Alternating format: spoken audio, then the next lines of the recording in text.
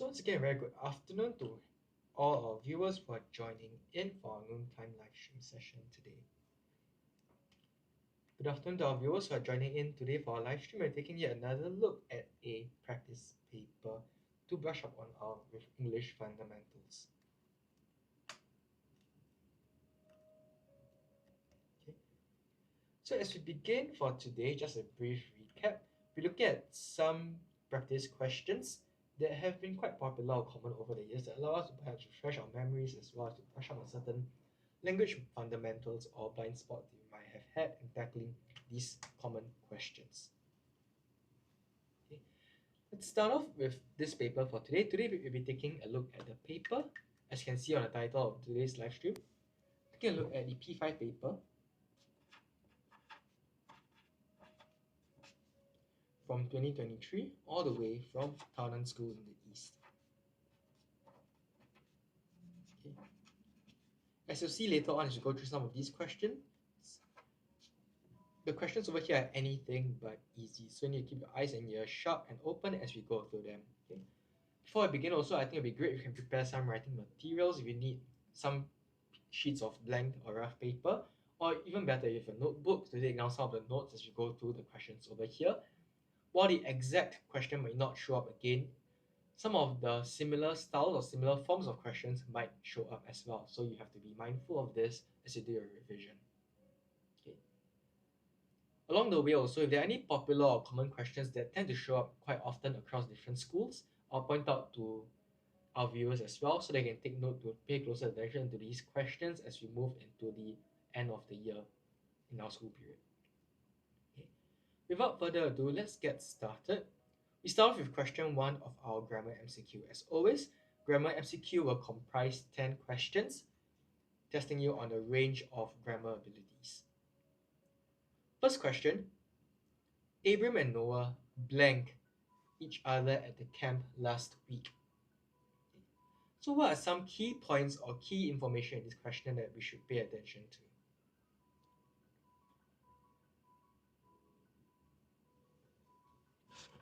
Abram and Noah, right? We have two subjects as well. And more importantly, we have last week. What does last week tell us about the time frame of this activity of becoming friends? Is it taking place in the present? Not quite. Last week tells us that this activity took place in the past. So that would have been last week. In the past tense.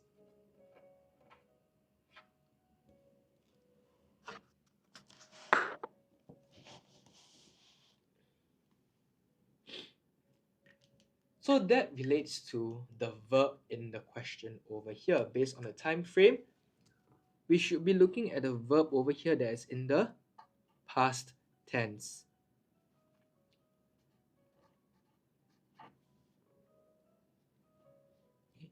So among our 4 options over here, how do they differ?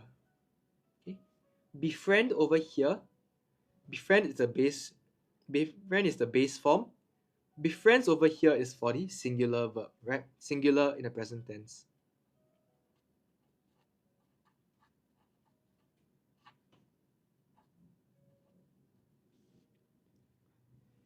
Befriended is the past tense, the simple past tense. And were befriending is the past continuous tense.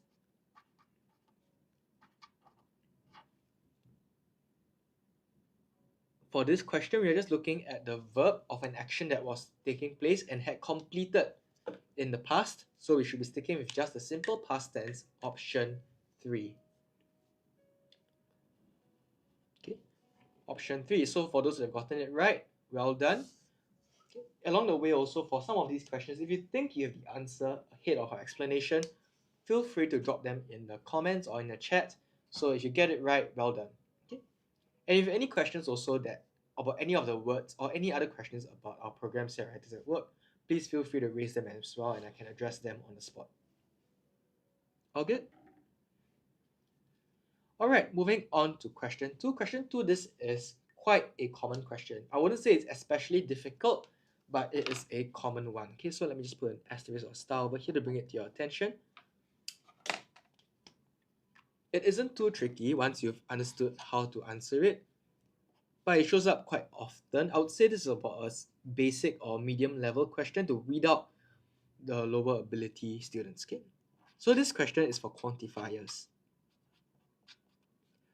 A quantifier is used to measure the amount of a noun. In the sentence, the king was sad as he did not have blank freedom to explore the land.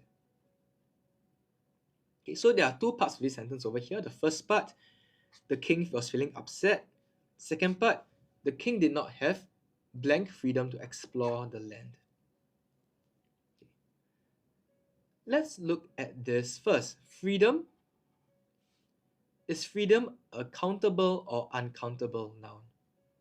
Can you individually count out freedom? Can you say I have 1 freedom, 2 freedoms, 3 freedoms?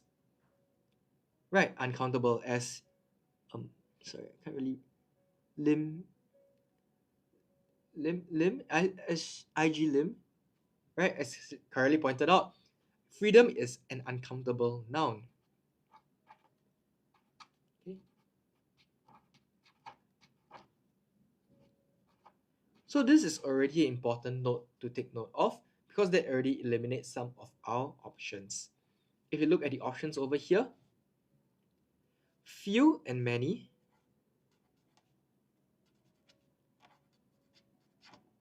are used for countable nouns. Okay. For example, you say, I have few words. I have few words to say, or I have many friends in school. Words that you can count out individually, friends that you can count out individually. So those are for countable nouns. For uncountable nouns, the equivalent would be little and much. I have little patience for the irritating person, or there's much time left before the end of the match. Okay? So little and much are used for uncountable nouns.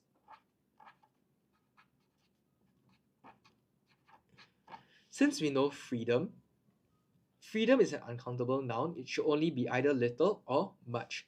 So you can safely eliminate few, which is option 1. And we can eliminate many, which is option 3. Okay. So should it be little or should it be much? Does the king have little freedom or does the king have much freedom? In this case here, we need to look at the first part of the sentence. The king was feeling sad. Now, why would the king feel sad? What additional information does this provide to us as we're trying to answer the question? The king will feel sad if he does not have a lot of freedom to explore the land, right? Assuming he's the king, he's the authority of the place, and yet he is constrained. He cannot move around as freely as he likes. He would not be feeling very happy. Okay? So in this case here, the king has a low amount of freedom, or rather, he does not have a high amount of freedom. So if someone does not have a high amount of freedom, you could say that they do not have much freedom. Option 4. Okay. How many of us here in the chat managed to get option 4? Anyone in the chat got option 4? Okay. If you did, well done. Give yourself a pat on the back. Much freedom is the correct answer here. Question 3. The teacher's words of encouragement were still blank in her ears. The teacher's words of encouragement were still blank in her ears. This question has a frequency distractor. We have still. Still is used over here as a frequency distractor. It indicates the frequency or the point in time in which this activity or this verb is taking place. If you see the word still over here, has the verb started? Has this action started? Yes, it has started in the past. Has it concluded or ended? In this case here, it has yet to conclude or to end because it is still blank in her ears. So this tells us that the verb over here should be in the continuous tense, right? Because it is still happening at that point in time. It has not ended. So it should be the verb in the continuous tense. Looking at the 4 verbs that we have, which is in the continuous tense. Okay. We have our present tense for ring.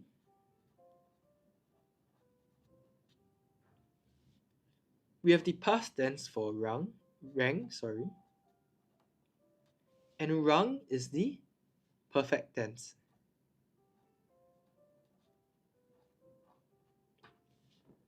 None of these are correct. However, the only one that is in the continuous tense is option 4, ringing.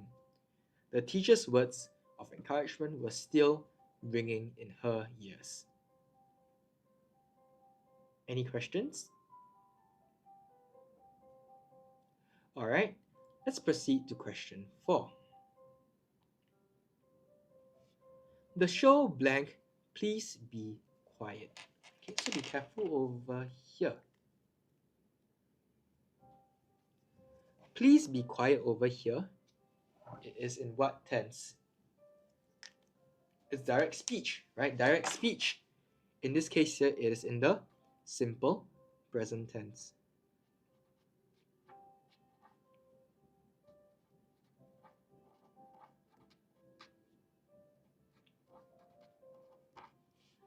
Now, did the show begin before or after this instruction to be quiet?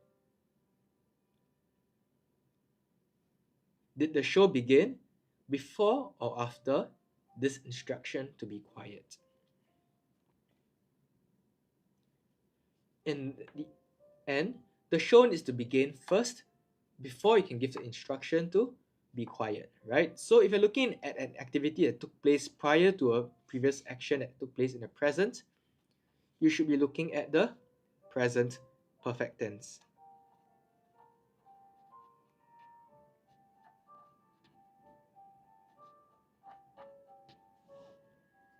Present perfect tense, okay?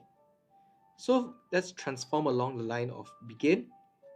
Begin, the past tense of begin is began, okay?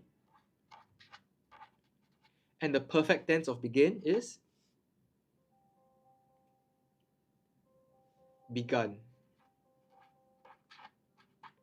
Okay, so we should be looking for begun in our answer over here because this is in the perfect tense.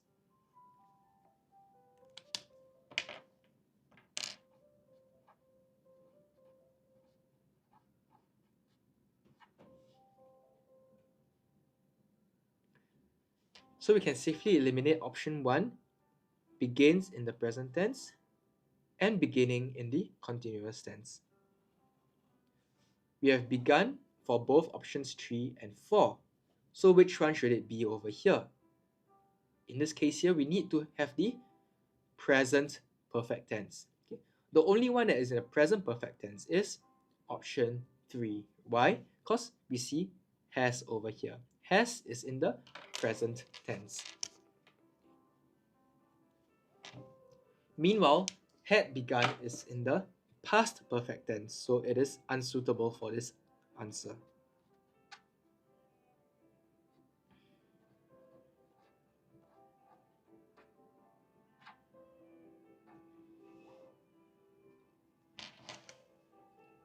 Any questions?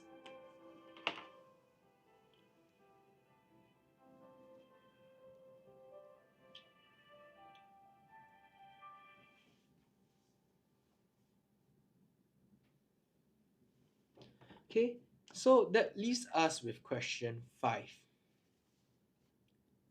If Rajan blank about the competition, he would definitely take part in it. Okay. This is known as a second conditional question.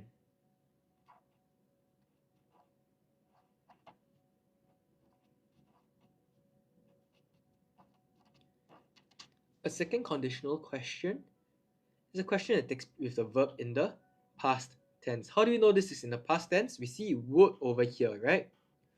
Would is the past tense of will.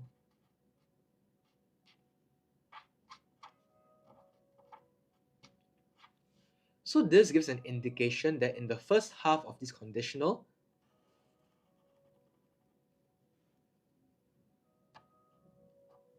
we also need to be looking in the past tense.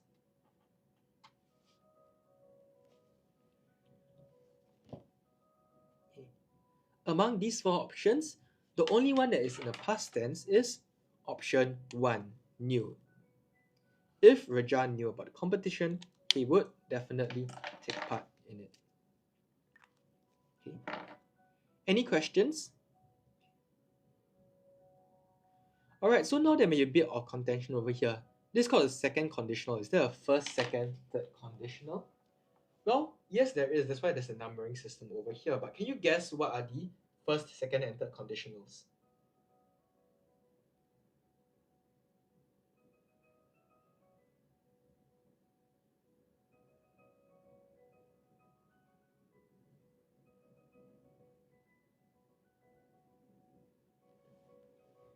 The first conditional is a bit of an extra step over here.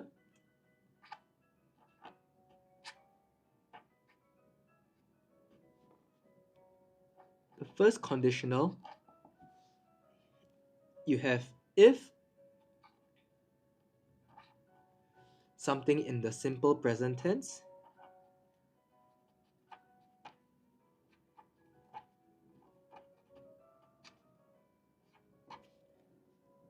then you will have something, the subject will go on. Okay, so will be the key for the first conditional. That's my highlighter. There it is. Okay. Will is used for the first conditional. On the other hand, as we've seen in this question over here, the second conditional is used when you have the simple past tense.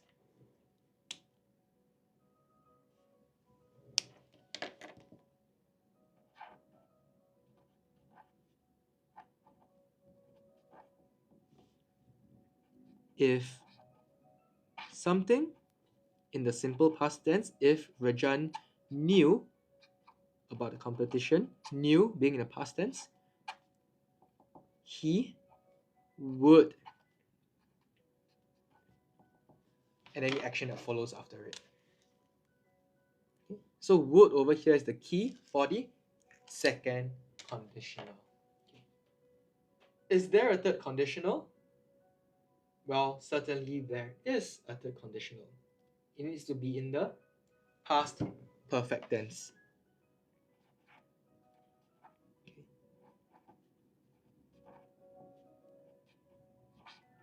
If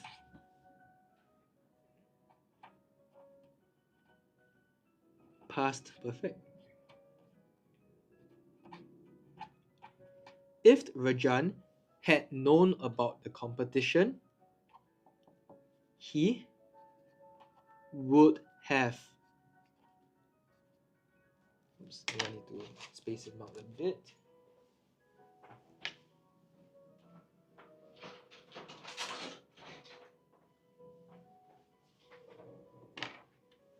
If Rajan had known about the competition,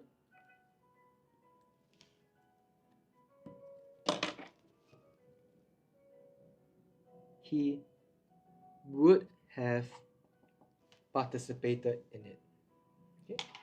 So take note, first conditional, you have to take reference from will for the simple present tense. Second conditional, simple past tense, would. Third conditional, past perfect tense, would have. Okay. So if you can, go ahead, take a screenshot of this, particularly this section over here. This is a very important point. Okay. When you come across conditional questions like this, how do you fill in the answer? Okay. If you can take it down by hand as well, I think it'll be even better. Take down these important notes of how do you go about solving conditional questions. Okay. It doesn't show up as frequently as some of the more standard questions, but when it does show up, students tend to trip up because this is one of the higher order questions. Okay, so don't let this stumble you in the future. Make sure you can answer this question very clearly in the future. Any questions or clarifications on the chat? Okay, right, if you found this helpful, also can give a thumbs up or maybe a smiley face in the comments so I know that this is something that might be beneficial for you moving forward as well. Okay, right, no problem, UNC. We're talking about this question in particular and how do we use conditional sentences. Okay, this question is the second case of the second conditional question. If Rajan blank about the competition, he would definitely take part in it. How do we find the verb over here? We take reference from the form of would over here. Would, that will give us the second conditional form, and then you need to fill in it with the verb in the simple past tense, which is option 1, knew. However, this question can take many forms as well, depending on the verb tense of will over here. If will is in the simple future tense, if Rajan knows about the competition, he will take part in it. Okay, so that will be the simple present tense. If Rajan knows, he will take part. If Rajan knew, he would take part. And finally, for third conditional, if Rajan had known, he would have taken part in it. Okay, so that is how we can solve questions by the conditional. Usually the question only has one blank. Either this bracketed portion is blank or this underlined portion is blank. Okay, but if you are stuck with either of the blanks over here, just use the other one to solve for the respective blank in the question. It always follows this rule. There will never be a shift or a change in the rule over here. Okay, is that clear? All right, thank you very much for the request for clarification also. I think that allows others to also, as a recap, to refresh on this point. Okay. Also, along the way, if any other questions we have for what we have discussed so far, also please do not hesitate to let me know in the chat. Okay, thank you. And thank you very much, Yuan-Qi, for bringing it to my attention. On to our next set of 5 grammar questions.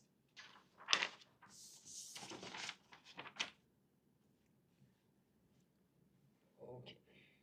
Question 6. Mr. and Mrs. Reyes blank sailing round the world for charity and will end their journey next month.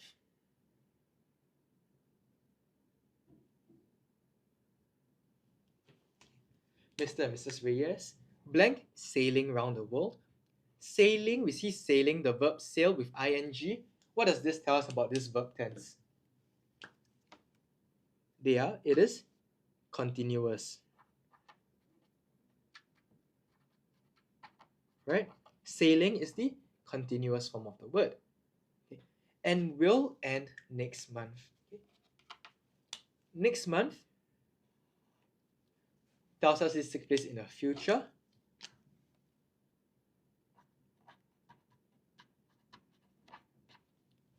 A time frame. And will end over here is the simple future tense.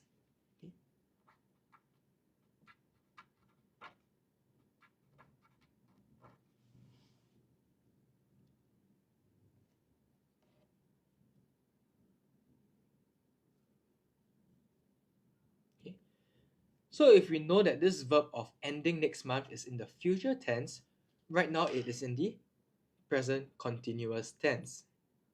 Yes?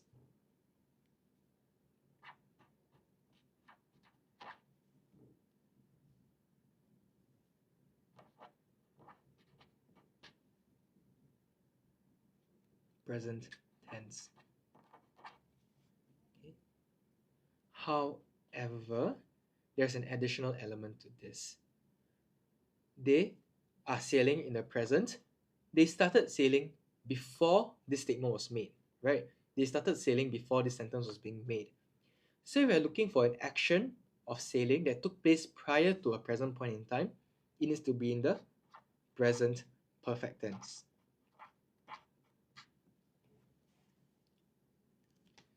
So we're looking for an answer in the present perfect tense. It would be option 3.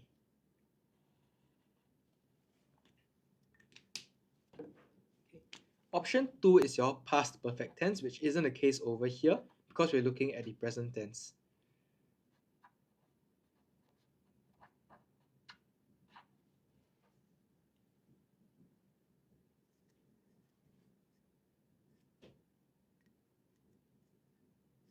Any questions? Question 7. Question 7 is a preposition question. Okay.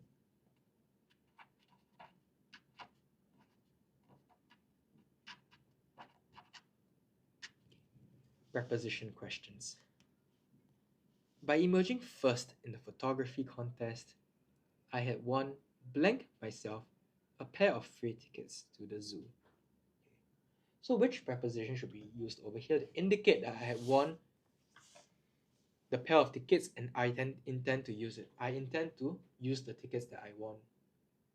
Which preposition should be used over here?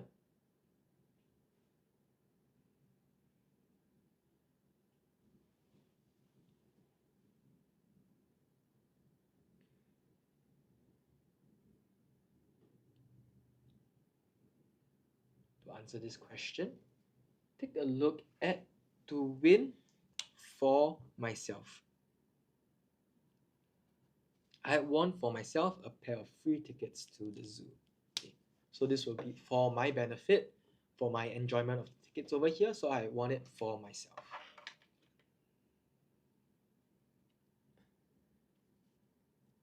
Question 8. The newspapers are on that table. Blank, you need to refer to them to complete your project. So this is filled in with a conjunction for model. How do we fill this in? Must. Must is used for a necessity.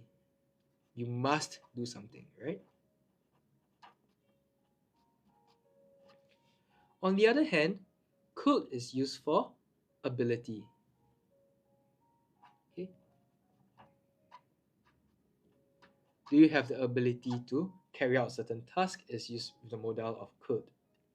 Would, however, would is used with intention. If, like we saw in question 5 earlier with the second conditional sentence, if Rajan knew about the competition, he would definitely take part in it, right? So would is to indicate intention.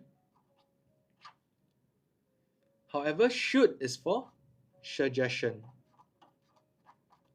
Should I bring the blue water bottle or the red water bottle to school, right? So should is for suggestion over here. Let's go back to the question. The newspapers are on that table. Blank, you need to refer to them to complete the project. Okay. So you can refer to newspapers on the table, but do you need to? Is it a necessity? Not quite, right? There is a necessity to refer to your newspapers here. So we can eliminate option 1.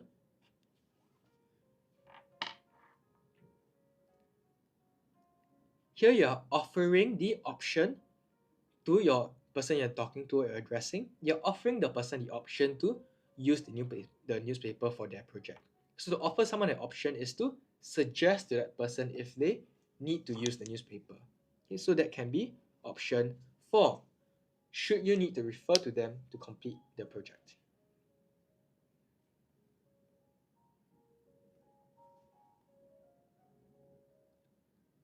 Question 9.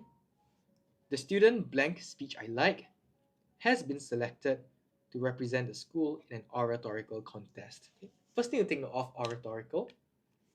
Oratorical is a word that perhaps some of us are quite unfamiliar with. But I've heard some people are great orators, right? Orator is someone who does public speaking.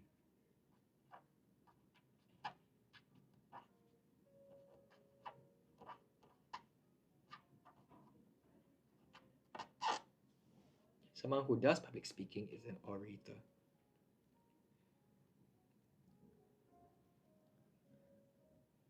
On to the first half of the sentence over here. The student blank speech I like has been selected to represent the school in an oratorical contest.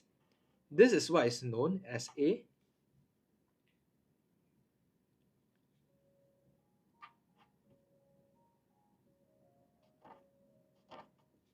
additional information, right? When you come across a subject followed by a statement made after that is in two brackets, these two brackets are used to indicate additional information about the subject that comes before it. Okay.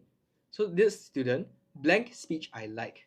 So this additional information is about the speech. Whose speech does this belong to?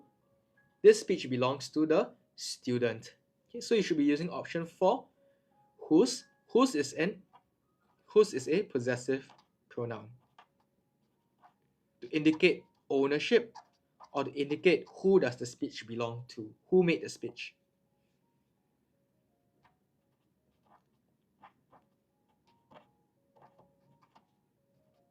And in this question, the student, where the additional information is provided, is the one that made the speech. So the possessive pronoun of whose is used.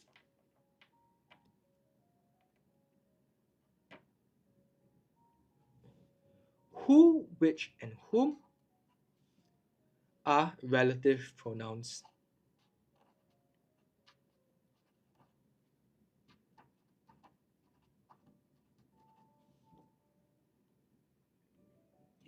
Relative pronouns are used to introduce additional information in the form of characteristics, but not so much what we see over here, where you're indicating the noun of the speech and belonging its ownership to the student. So that will be the possessive pronoun here.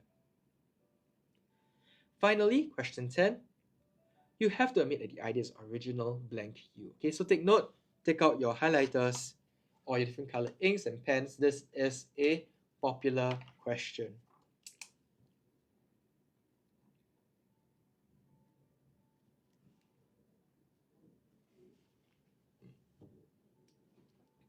Nine out of 10 schools will have some variation of this question in their exams. Okay, so take a look at this question. This is what is known as a tag question.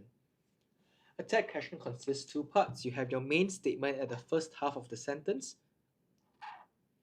In this case, in the main statement, you have to admit that the idea is original.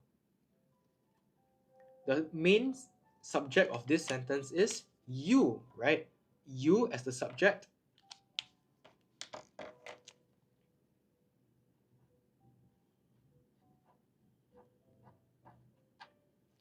And what is the verb of this sentence? What is the verb of this statement? We see have over here. Is have the verb? Is have the verb in this statement? While read in isolation, have may be a verb. However, you need to read the rest of the sentence. You have to admit the idea is original. Have to admit. So have to is being used to affect the intensity of admit over here. Admit is the verb of the sentence in the simple present tense.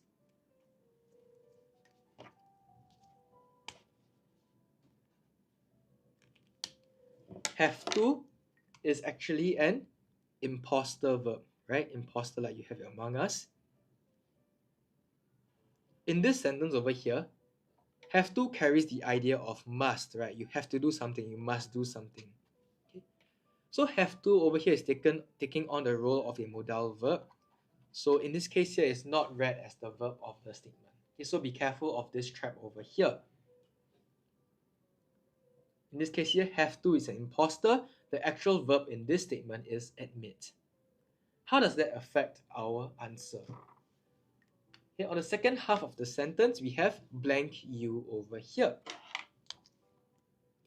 Just like what we have seen earlier, this question tag comprises a verb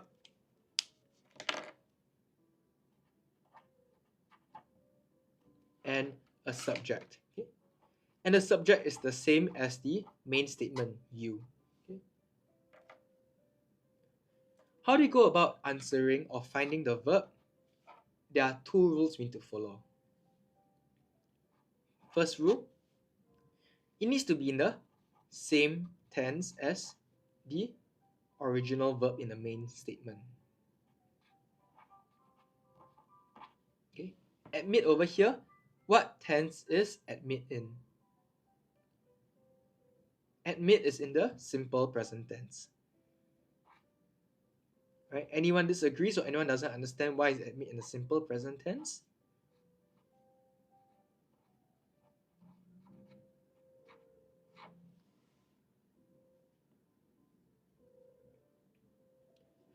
Second rule to follow, it must be the opposite action.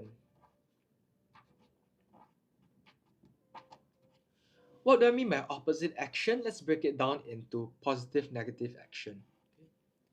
And in this case over here, I do not mean positive as in good or negative as in bad. Rather, I mean positive as in positive and action was being done versus negative and action was not being done.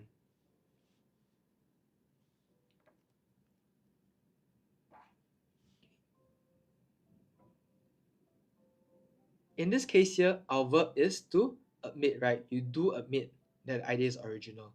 So if you do admit, is that an action or a non-action? If you do admit something, is it an action or a non-action?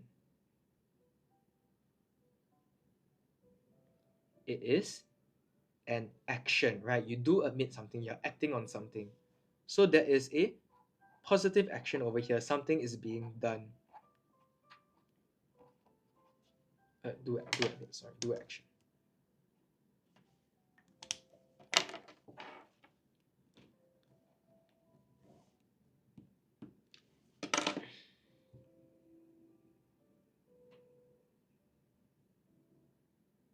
Oops. Okay. Please pardon the slight correction tape here. You do admit there's a positive action being done. So the opposite of do admit, the non-action form of it would be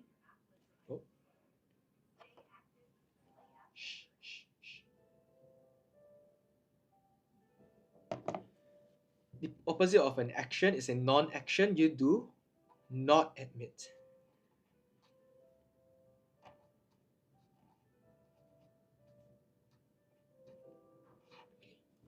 So we need to look at the opposite action over here, which is the non-action, the do not admit part of it.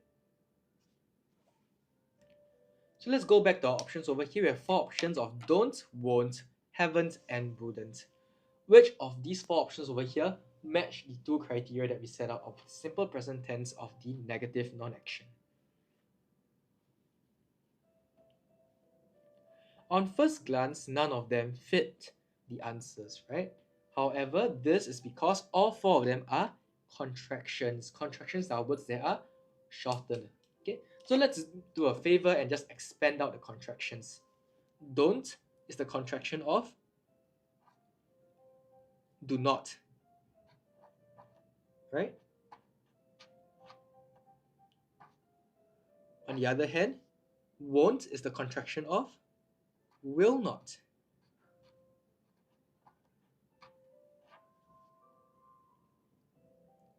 Haven't is the contraction of have not.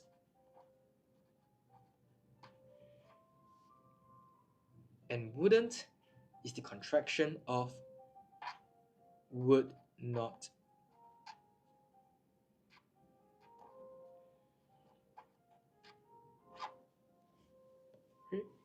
By expanding all these 4 verbs, I think we have a clear answer, don't you? Yep, the option is option 1. Don't or do not. Okay? Don't you. Is that clear for everyone? Okay, so as always, you can always take this down. You can take a screenshot or print screen, but I always advise you once you're done with the live or once you're done writing, also take it down by hand, either on rough paper or even better in a notebook or a jotter book. Studies have shown that by writing out concepts by hand, it helps improve your muscle memory, it commits it and embeds it within your brain and your memory. Okay? So please practice writing it out by hand. If you're interested in other brain hacks to help you remember ideas or to remember or build good habits, you can always tune in for our morning sessions, just like we had earlier this morning for Atomic Habits by James Clear. In our earlier reading room session, we looked at some brain hacks to help us to build good habits and get rid of bad habits. Okay, and one of the methods we took a look at over here is how do we build on good habits and retain information through memory. Any questions for question 10 or any of the other grammar questions here?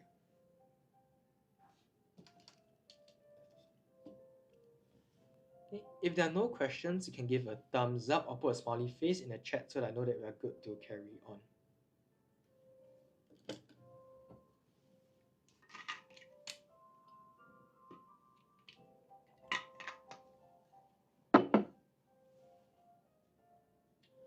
Alright, good. Let's proceed with the next section. The next section will be vocab section. Okay. Vocab section will consist of two subparts. Firstly, vocab, you have your vocab MCQ.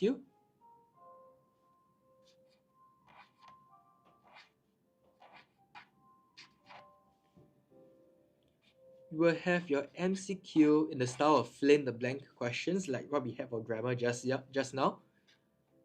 Fill in the blank grammar vocab questions.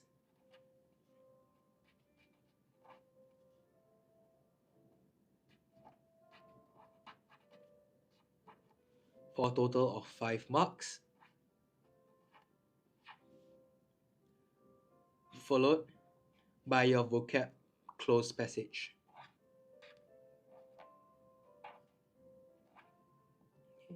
You have quite a few close passages in your paper 2. You have a vocab close in your booklet A, and then your booklet B, you have your grammar close, your editing passage, and your comprehension close. Okay. For the vocab close, it will be a question of substitution. What is substitution? Substitution is when you're given a word or a short phrase to replace with one of the options given. That will also consist of 5 marks. Starting off with question 11. The man blanked the rope tightly as he was afraid that he would fall. Okay. So you have two parts of this sentence over here. The man blanked the rope. The man was afraid to fall. Okay. Think about it. If you're afraid of falling, what would you do to a rope? If you're afraid of falling, what will you do to a rope?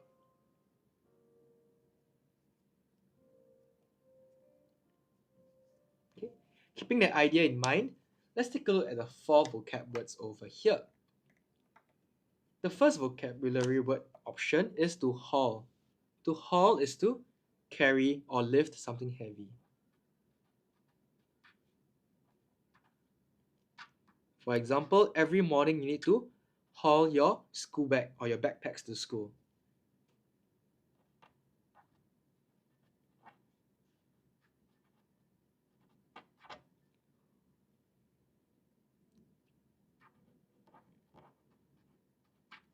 Or the firefighters hauled the victim to safety. Option 2, to lug. To lug is to pull with effort, with extreme effort. Okay, that's where the word luggage comes from, right? Luggage, if you have luggage, a suitcase, you have to lug it across the floor. So pull with extreme effort.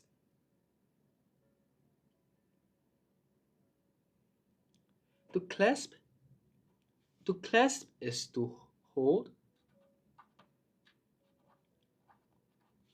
or to grip something tightly.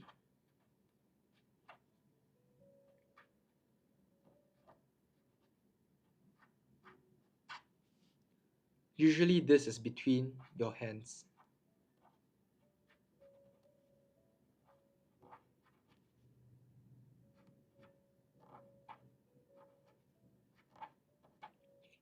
To hold or to grip tightly. For example, I clasp the hands of the Good Samaritan in appreciation, right? To hold someone's hands. And finally, to drag. To drag, it means simply to pull across a surface. Okay? It does not necessarily connote a certain sense of strength or difficulty. For example, you could say, you drag the chair across the floor, okay? Or to drag your feet to the principal's office. So to drag is to pull across a surface. Okay? So with these four definitions in mind, which of these four options are the closest fit to how the man was holding onto the rope tightly, as he was afraid he would fall?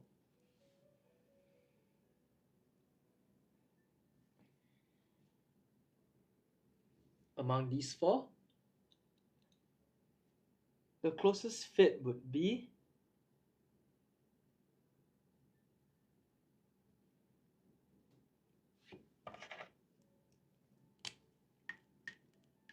option 3, to clasp. Okay, to clasp is to hold between your hands.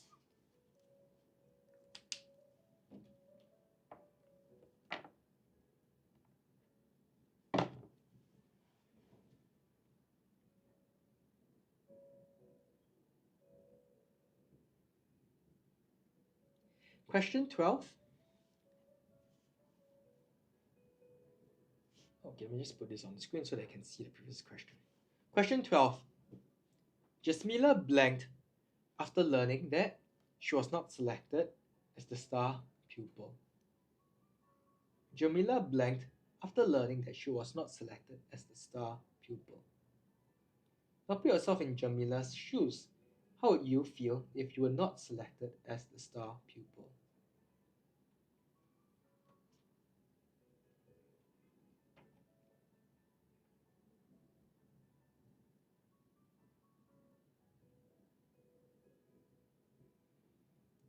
I think you would not feel too great, right? You'll be feeling slightly sad, slightly disappointed by not being selected for a certain role.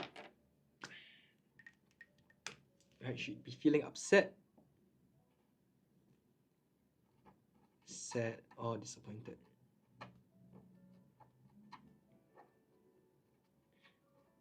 Anyone would disagree? Anyone of you would be happy or delighted not to be selected as a star pupil? Okay, probably not, right? So let's go through these four options over here. These four options are what we call idioms. Okay? Idioms are short sayings and phrases that are not meant to be taken literally, but rather figuratively. Common sayings. Okay? These are just four idioms over here. However, if you are interested in learning more idioms, stay tuned for our afternoon reading sessions and our ongoing reading sessions. Occasionally, there are teachers that we will go through idioms as well. Okay, so take note of that. Firstly, to break the ice. What does it mean to break the ice?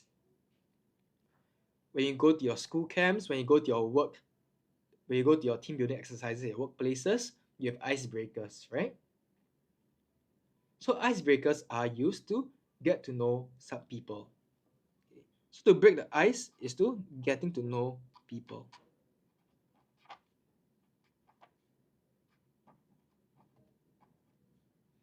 Get to know if you have similar hobbies and interests. Get to know about your own experiences and backgrounds.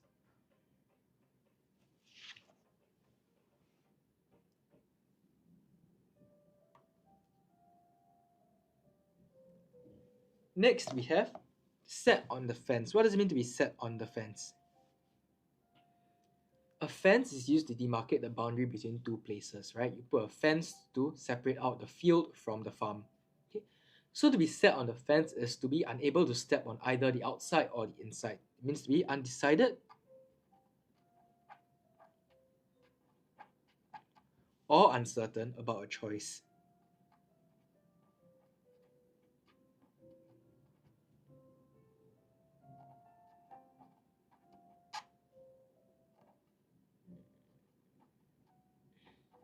Someone who is sitting on the fence is someone who cannot make the decision, someone who cannot make a choice. Okay? To pull a long face.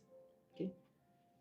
If you are near a mirror, or if you're near a phone right now, turn off your phone, pull a long face, try to stretch out your face in the reflection of your phone. What do you see? What kind of expression do you see when you try to pull a long face? Okay. you'd probably see someone who looks a bit sad, who looks a bit glum, right? So someone who is pulling a long face is someone who has a glum or miserable expression on their face.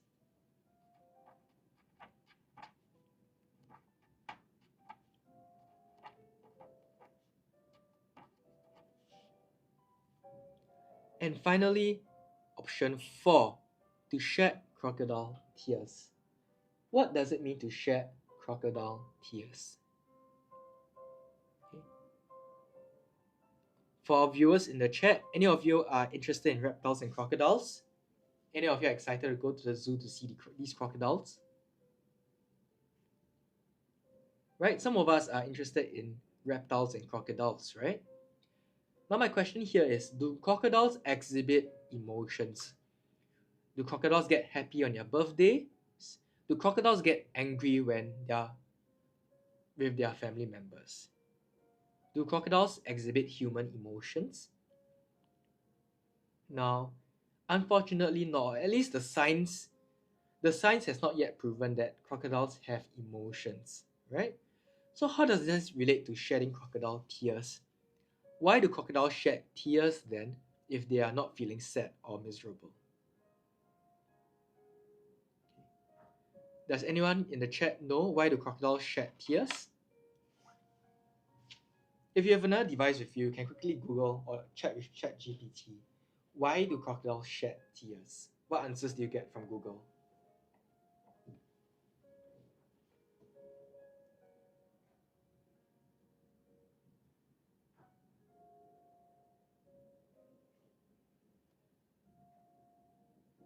Why do crocodiles shed tears here?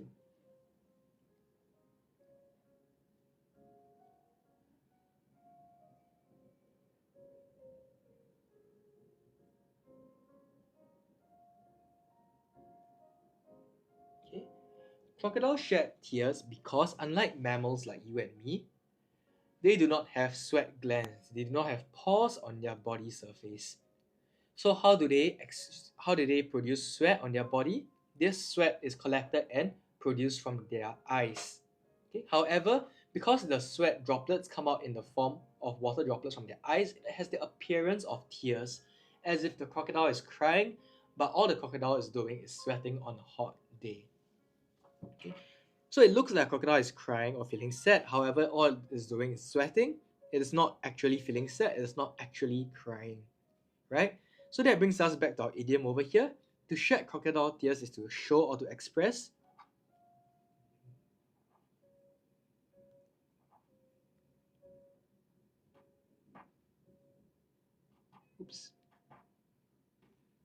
To express false sorrow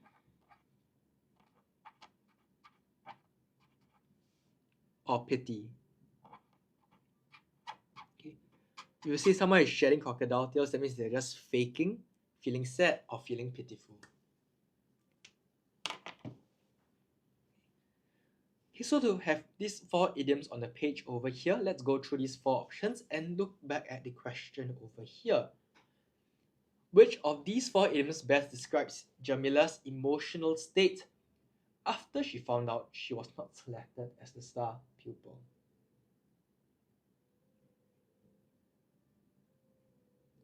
If she was not selected, she would be feeling sad. She'd be feeling disappointed, and it's genuine disappointment, right? It's real disappointment over here. So that would be option 3. Jamila pulled a long face after learning that she was not selected as the star pupil.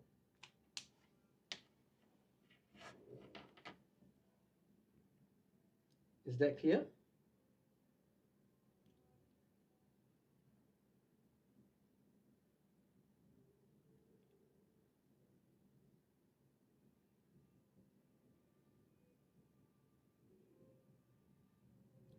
Right, to our next question.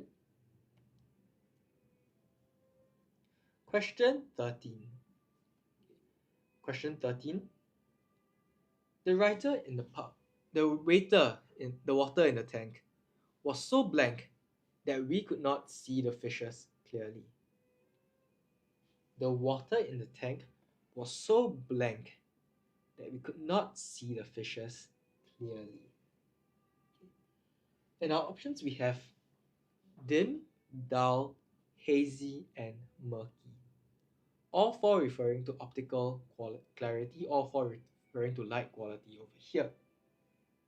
However, how do they differ from one to the next?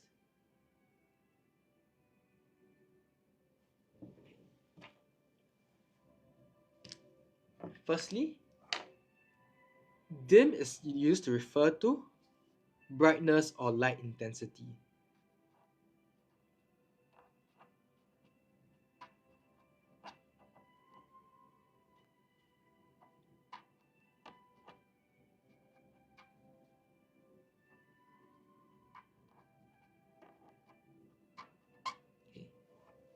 For example, you could say that I turn on the lights in the room because it was too dim. Okay? Because the room was too dim, I turn on the lights. So dim is used to refer to brightness or light intensity. On the other hand,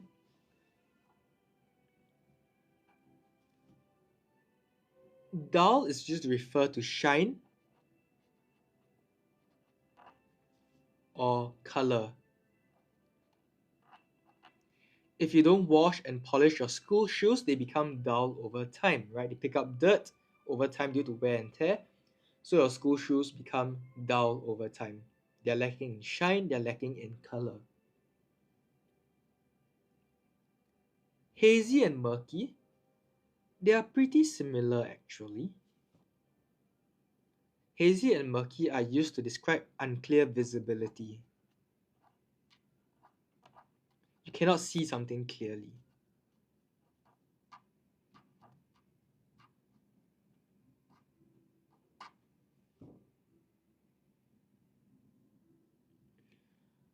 However, they differ in one aspect.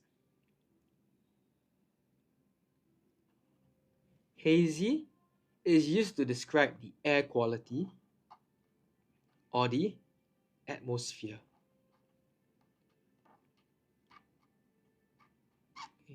I think we're pretty fortunate this year, but in some past years, right, there's haze in Singapore, so you need to go outdoors, you need to wear a mask to protect yourself from the haze. Okay. Hazy is used for the air quality or the atmosphere. However, murky is used for water quality or for liquids. For example, if you're feeling unwell, the doctor might prescribe to you some murky liquids or medicine to drink.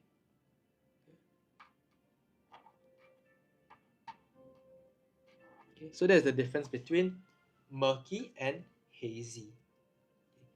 Keeping this difference in mind, let's take a look at the question over here, the water in the tank. Okay, so looking at describing the water over here, we could not see the fishes clearly. Okay? We could not see the fishes clearly tells us that it was unclear, right? Our visibility was affected.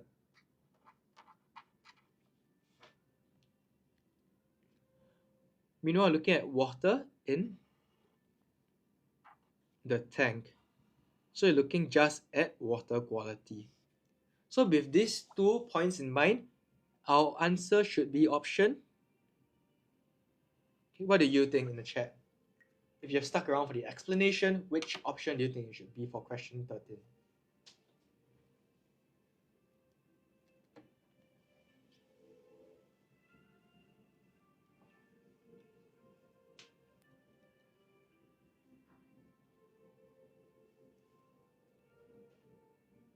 It should be option 4, murky.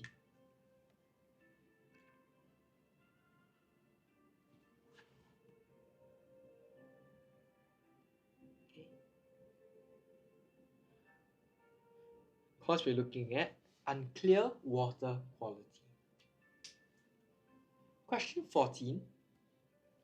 Since the 2 movies are screened blank, we have no choice but to choose one. Okay. The second part of the sentence is very important. Over here, we have no choice but to choose one. Why do we have to choose what movie? In what circumstance do we have to choose only one movie out of two?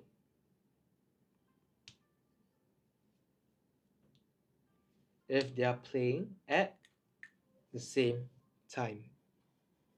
Okay, so that is option 4, simultaneously. Simultaneously refers to actions that are taking place at the same time.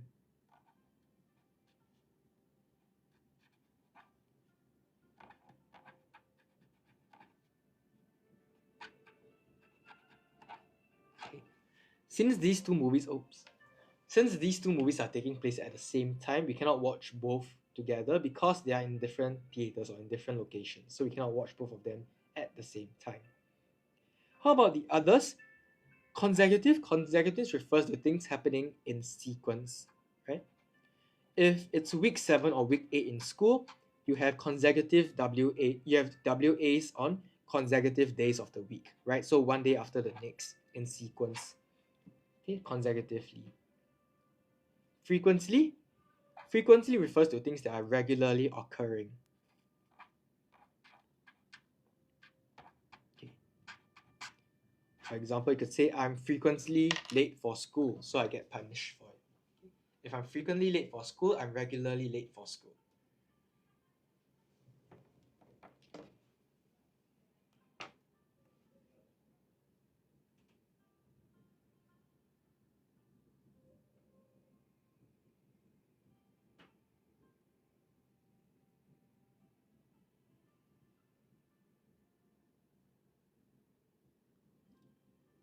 Finally, question 15. Question 15 is a list of what we call phrasal verbs. What are phrasal verbs? Phrasal verbs are phrases or short sequences of words that are meant to be read together as a single action or a single verb. Okay. The question is, you are sneezing non-stop. I think you may be blank a cold. Okay.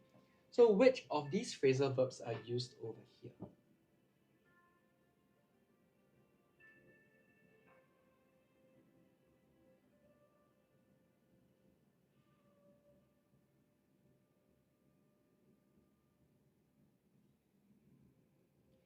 In this case, you should be looking at the phrasal verb of coming down with a cold.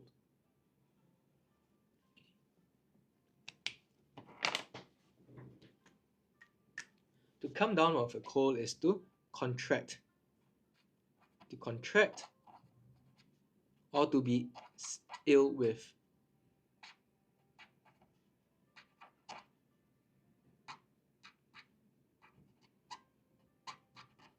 To be ill with a cold. Any questions on these phrasal verbs?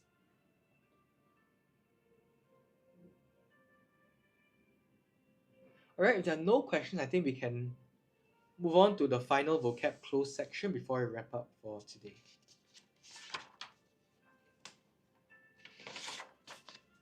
Our vocab close section today talks about bats. Bats. Any of you enjoy bats? Any of your favorite animals are bats? Bats are really unique creatures, right? They are nocturnal, so they sleep in the day, they rest in the day, and they hunt at night. Okay? Nocturnal creatures, they can commonly be found in caves or even in urban locations, hiding in buildings. Normally, they sleep upside down, right? They anchor their feet or they perch upside down while their body hangs, and they wrap their wings around them to conserve heat in the day before hunting at night. And bats are pretty special, right? You know that they are not very observant, they do not have very strong vision. However, they are able to navigate using echolocation, right? By setting out a series of ticks from their mouth and a very sharp hearing, they can look out and try to make out their surroundings by using echolocation. Okay. So let's take a look at bats in today's passage. Gina loved bats. In fact, she had 20 bats hanging around at her home. She did not live in a bat cave. On the contrary, she lived in a house that turned into a bat shelter by night. On the contrary, over here, on the contrary carries the idea of against expectations or unexpectedly.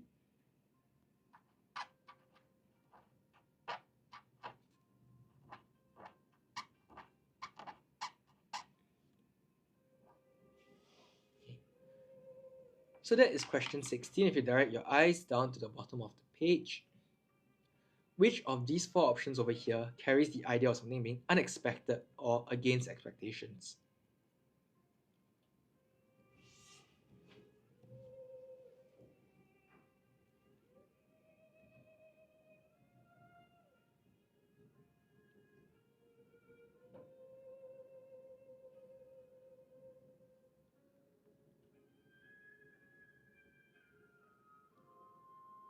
That is option 1 instead, right? As a contrast, a conjunction used for contrast over here.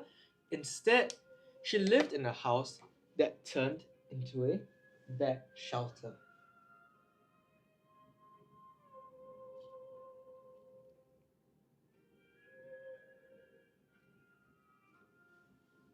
By night, you will not find these little creatures relaxing on benches, but you might find one or two of them snuggling up to Gina. So once again, question 17, we have relaxing over here. Looking at the four words at the bottom, what do each of these words mean?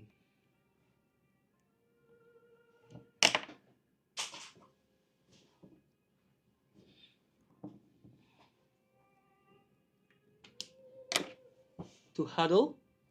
To huddle is to squeeze together tightly.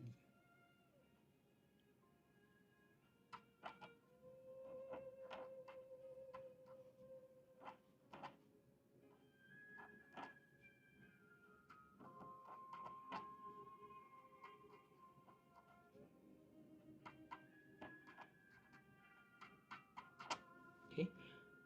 The students huddle at the front of the class to listen to the teacher. Right? So to huddle is to squeeze together tightly. To lounge. To lounge is to lie back and relax on. To recline and relax. Okay. We lounged around the living room while watching a home movie.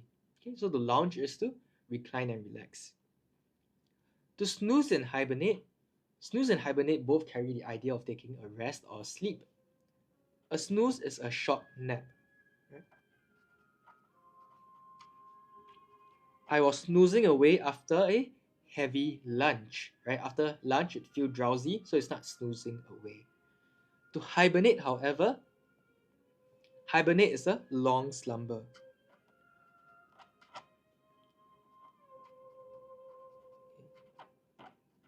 The bears emerged from hibernation after a long winter. Okay, so some animals hibernate over winter to conserve their body energy needs and heat. Okay. To carry out the idea of relaxing on benches, the one that best matches relaxing is option 2, lounging.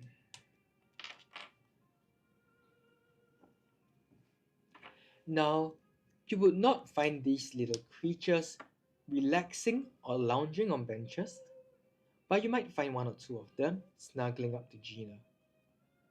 At her home, Gina had taken care of bats with injuries, such as a broken wing. She had also cared for bats that were left behind for the winter because they did not travel south before low temperatures set in. Right, so this is the case for many animals. Many animals living in temperate climates, for example, up north in Europe or America, they tend to travel south during winter because it gets too cold, so they travel either to tropical areas along the equator or to the southern hemisphere where it is warmer. So to be left behind over here, we have four words in question 18 that carry out this idea of being left behind. Which of these four words matches the idea? Okay. I think most of us would circle around isolated or stranded. That would be option 4. Okay. To be stranded is to be abandoned or left behind by a group.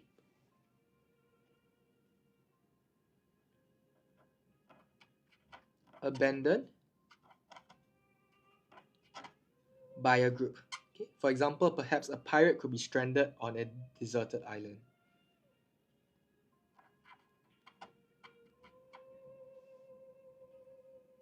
On the other hand, isolated simply means to be excluded or to be kept away from a group. Be kept away by yourself. For example, if one of your family members contracts the coronavirus, they have to be isolated and quarantined from the rest of the family to prevent transmission of the virus. Okay, so to be isolated is to be kept away by yourself. To be detained is to be kept prisoner, to be imprisoned. The criminal was detained as investigations were underway.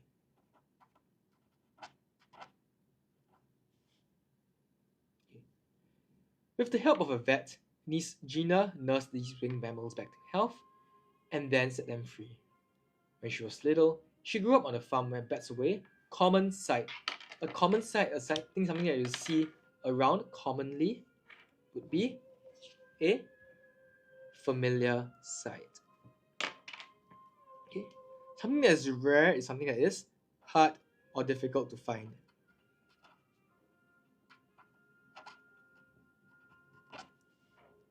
Hence, it was no surprise how quickly she took to an orphaned baby bat.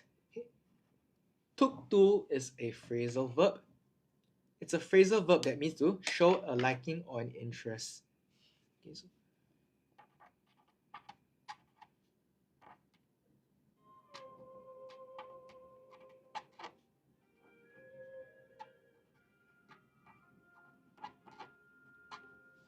to show a liking or interest for something.